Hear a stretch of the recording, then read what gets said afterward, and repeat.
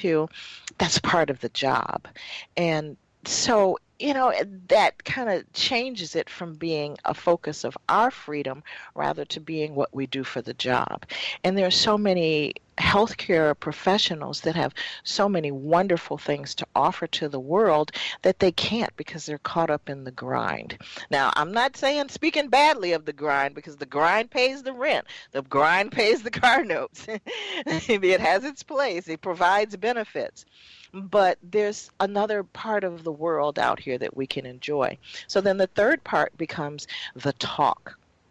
And that's the actual presentation. And that's where Toastmasters really helped me, is not being afraid to talk about what I knew and being able to put it together in a presentation that I could share with other people. So we can speak at conferences, we can speak at community groups, we can speak at schools, whatever the format is for where our audience is to what we're speaking on with our expertise. That's what I want to help us all to prepare for. So we've had business 1, teaching with products as number 2, talking and giving your presentation as number 3. The fourth is the part where I took the longest to learn, and that was how to share it or how to market it and promote it. And in this case, for financial gain. Yes, I do believe that books can be business cards. However, from a book, you can get a world of other things. You can create all kinds of programs. You can create podcasts, articles, all kinds of ways to share that information. Some of them will be free, and some of them will be paid. And that's the part that I want our fellow healthcare professionals to learn from and to enjoy. Because if they can make money marketing something that they love, something that they created based upon a business strategy and model that they began, oh my gosh, that's amazing stuff. So then the fifth component becomes the transformation. And that's when you actually deliver your information on your expertise. And you can do it in the forms of events, in the form of coaching, in the form of consulting, and all your presentations. And that's when you actually get to see that what you know, what you speak on, what you've created actually makes a difference. And believe me, and you know, because I've seen on your website that people will write you and say, thank you so much for sharing that. I never knew. Nobody ever said. I didn't know. And all of these things are so wonderful. And that's the transformation that we seek in healthcare. We want to see our patients get well and do better and live good lives. And the same thing in our businesses. We want our clients to get better and do what they need to do and have great lives. Wow. Well, that's really, really interesting, Lydia. And but I have a question. You're targeting doctors and nurses and other healthcare professionals, and you're trying to teach them about growing a small business, just like you have. What kinds of things, what kinds of areas do you see these healthcare professionals creating as a business? I mean, not all nurses, if all, let's say, this is a big statement, if all the nurses created, there would be a lot of competition within the profession, which I understand. But what are you hoping that these healthcare professionals will develop? Well, you know what? I think that it's as vast as the number of people that are able to grasp the concepts. When I first realized how powerful this could be was when I met an internal medicine physician who always loved palliative care, helping people through the process of preparing for death, people that were terminally ill and had no choices. But for many people, hospice just sounded like such a bad word. Well, there's a specialty called palliative care. But this doctor had worked primarily in hospital situations.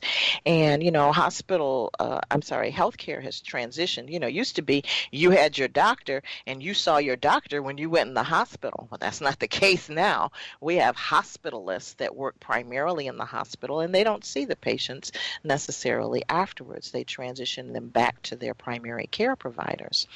So without her having the link of having a private practice specializing in this, and without her having the benefit of having a steady referral base, she was basically just talking to people, helping out doctors with helping people make the decisions about transitioning to hospice. But she didn't get paid for it. And so, she could work at a hospice provider, but she didn't want to do that all the time. She liked her internal medicine patients.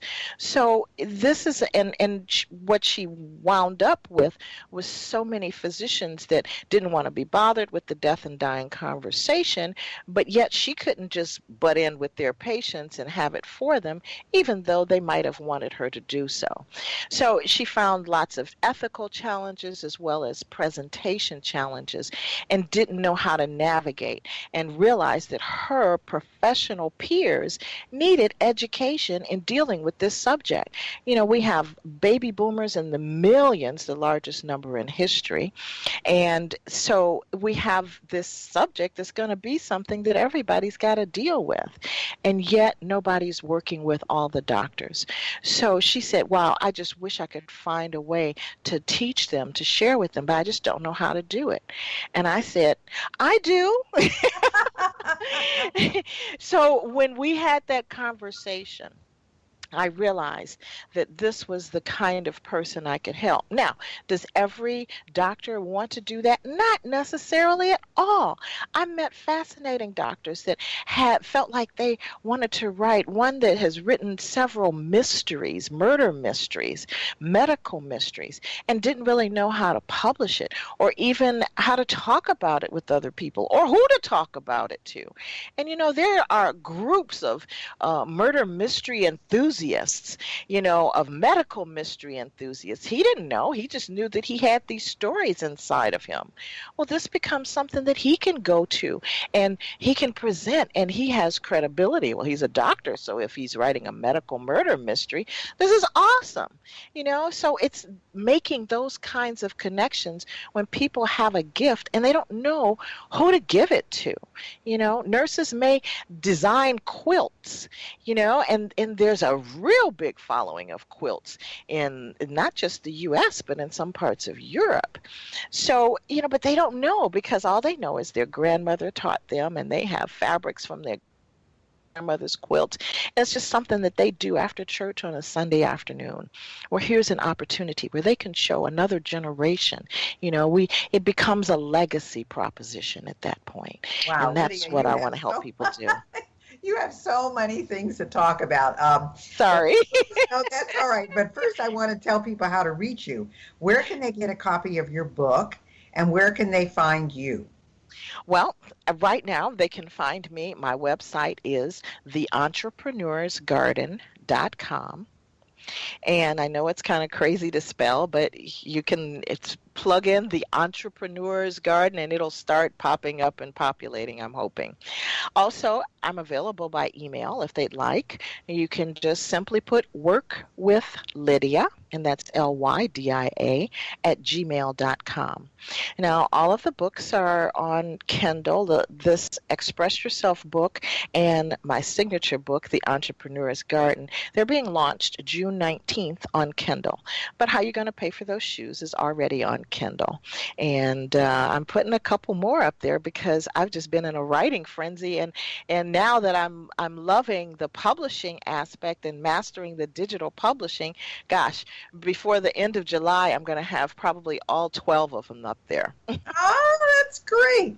Well, unfortunately, we're coming to the end of our show, so I'm going to have to close it out. But Lydia is a wealth of information, and if you're in the healthcare field or you know someone in the healthcare field who would like to have something on the side, would like to perhaps indulge a hobby of theirs or another interest of theirs, or even how to do some things in the healthcare arena, Lydia is exactly the person to be in touch with.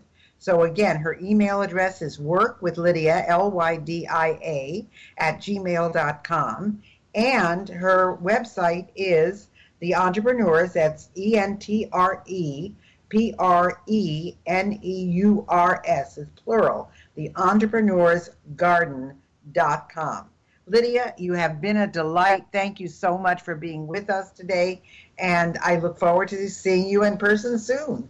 Thank you so much for the invitation, and I look forward to it as well.